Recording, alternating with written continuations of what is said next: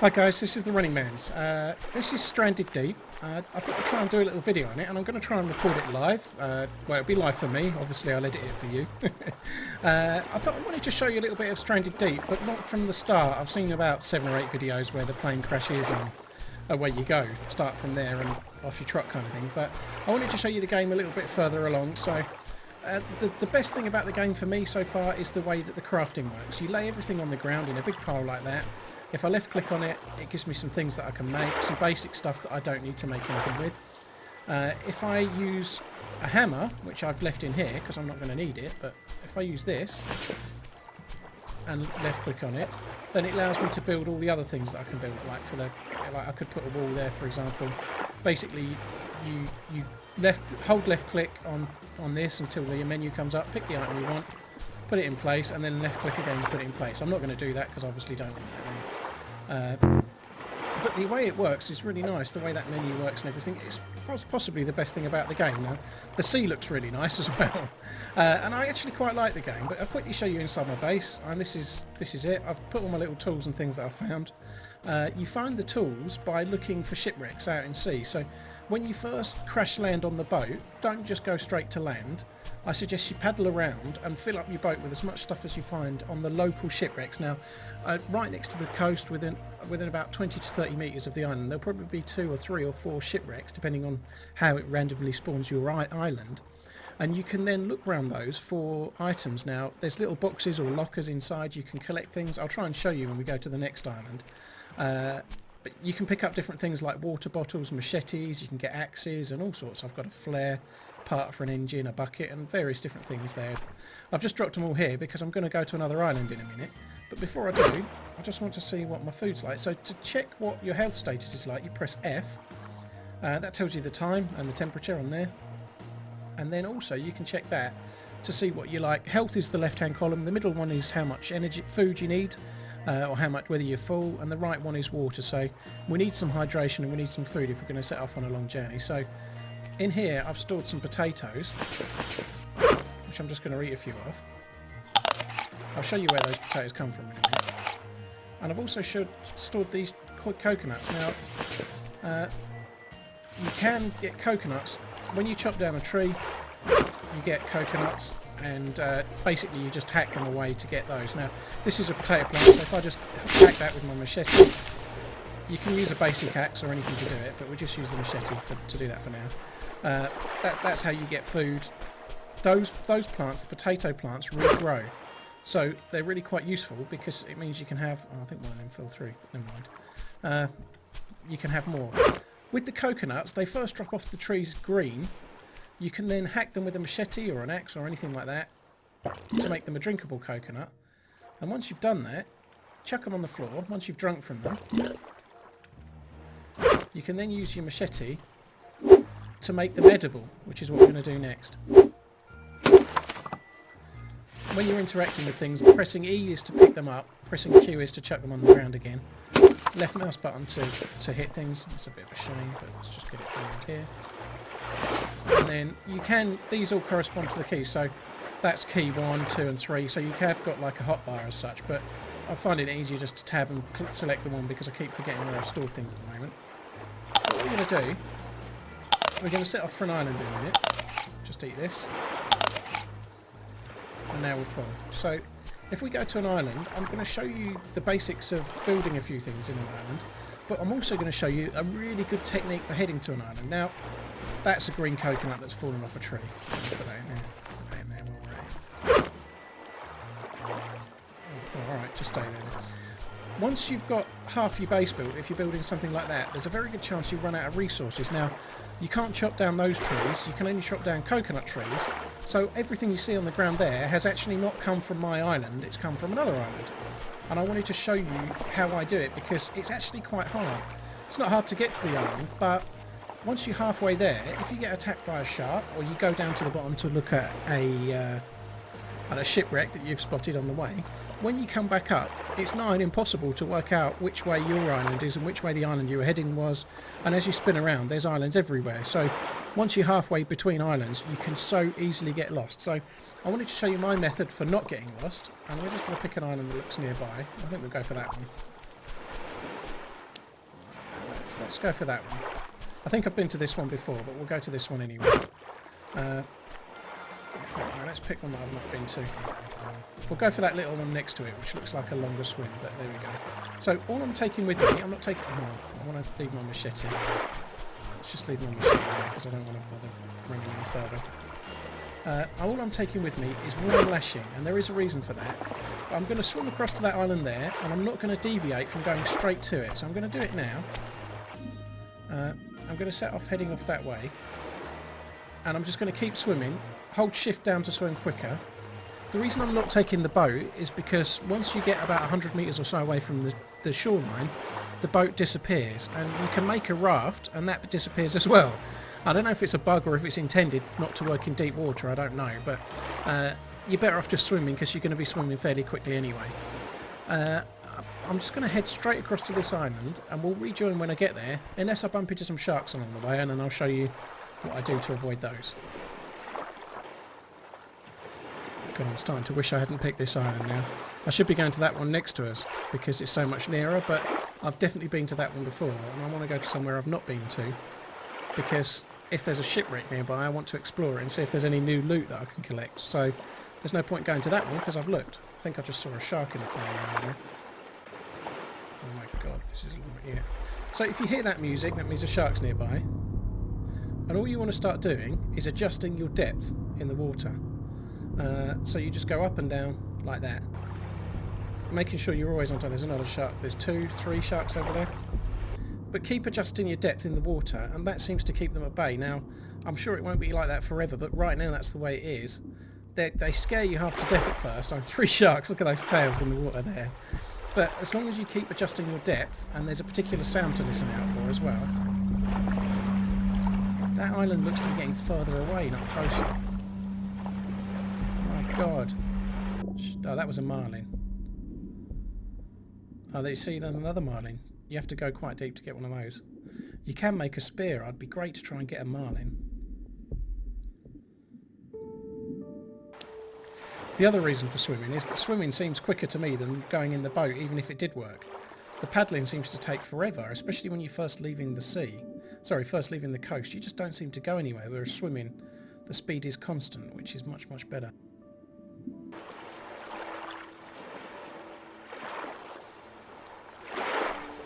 Right, so the key thing with the method that I've employed...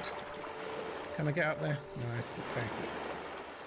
So, let's just go from here. The reason I brought the lashing, and it's a lashing on purpose, but not for right now. I just want to drop it, and I'm going to drag that lashing so that it points directly at me before I move a muscle. That'll just about do. Because, when I look back, it will point me to my island. Now, I know I passed that island to the left there, on the way here. So I know that that is my island. So what I'm looking for is to leave that lashing there to point me home, which is what it's doing. If that wasn't there, there's no way, once I've been exploring this island and looking around and doing whatever, that I would ever know that that was mine.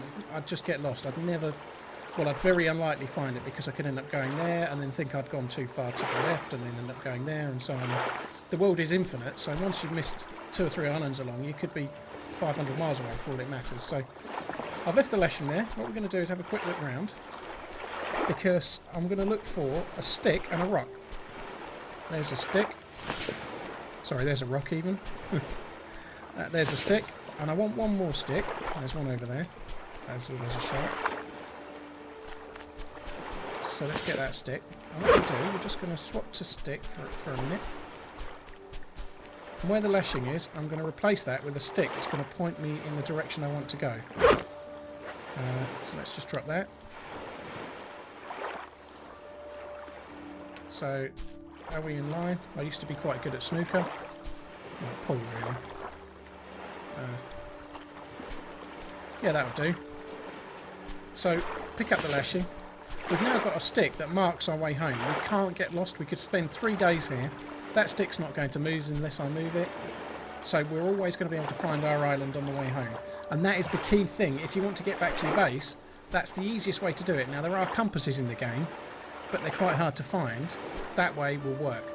So what we're going to do now, and this is the reason I brought the lashing and nothing else, is because whilst we're here, we can make ourselves a... if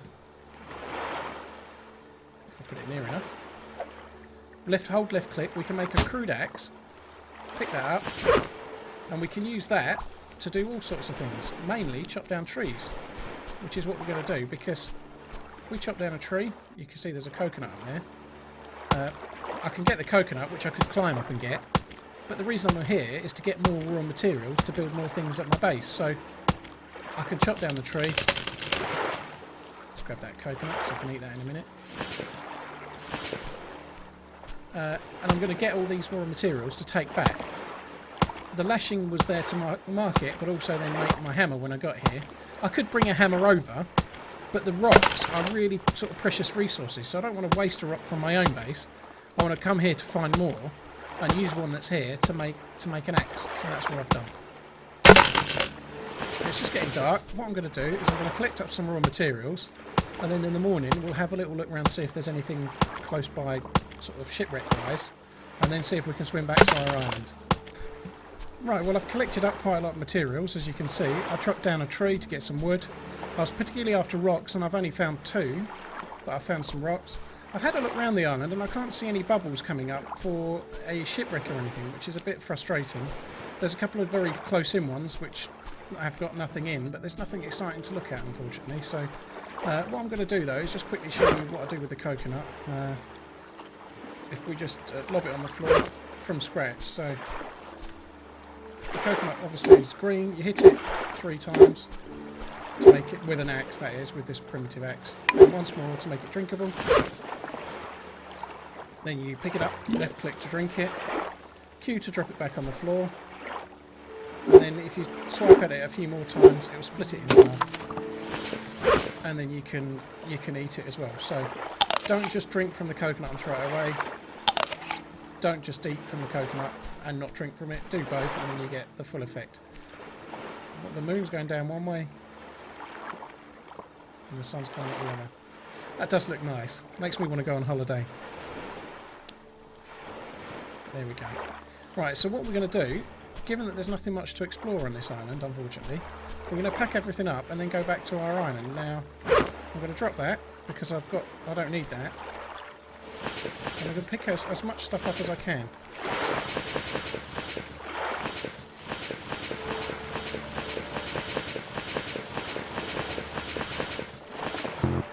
Right, how are we looking? So we'll drop 2 sticks, and I'll take these palm fronds.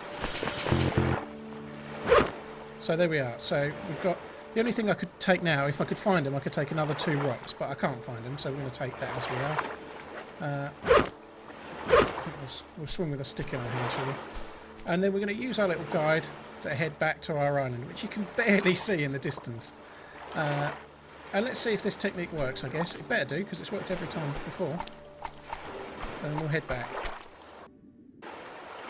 The key thing is, though, for a swim like this, or any other swim where you're going from one island to the next, you cannot deviate. If you deviate, you're done for. If I went underwater and went 30 degrees to the right, off that way, but underwater, when I come back up, I can't find where I'm going.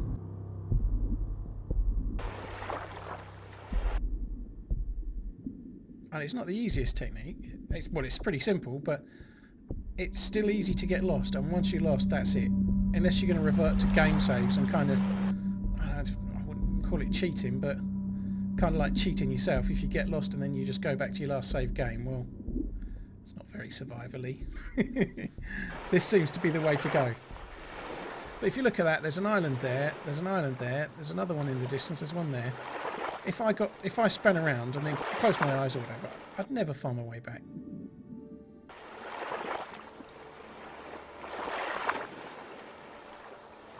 Right, so hopefully this will be our island. We'll confirm that in a minute. One thing you could do, which I haven't started doing yet, is marking out where you've been. So I could drop a stick there and mark out the island in the distance over there that we've been to. I've already been to that island, so similarly I could mark out a stick for that island. And if you did that, all of the islands around, you could mark out like a little clock, if you like, where you'd been and where you hadn't. If you're still looking to build your base. And here we are, look, just to show that we are back where we need to be. And then we can, lob all this stuff on the ground. There's a couple of rocks. So I've now got 3 rocks. I'm trying to build the sort of improved fireplace, but it takes like, I think it takes 6 rocks and various other things, but it's the rocks that I'm struggling to find. So there we have it. That's the technique from getting from one island to the next. Mark it out when you get there. You could always mark it out when you get back as well. I'm trying to go by memory at the moment, like health-wise.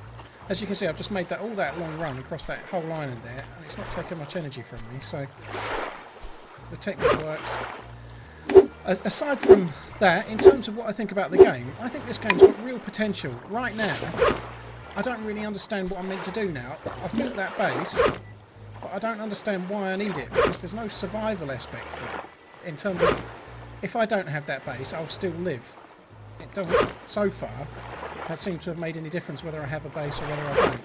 Now, it's somewhere to keep my stuff. I'm keeping the stuff in there just so I don't lose it. But I don't need to do that. I could just leave it sitting on the side. It doesn't disappear. I think there needs to be a reason to want a base. Some kind of survival aspect. And I know there's rain, but I don't think you get a cold or anything. Let's just have a little snack in my portaloo.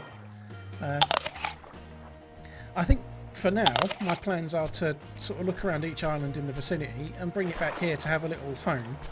Sooner or later, once I've explored them all and come back with any different bits of loot that I can find on shipwrecks and things, I think I'll be picking up all the stuff that I've found like that I can't make on the island, and just disappearing off, going to the next island, then swimming to the one the opposite side, and starting the same thing again, just to see if I can scour islands trying to find things. But the one thing I think this game needs is, it needs a bit more threat, because the sharks, if you've seen, aren't that much of a threat.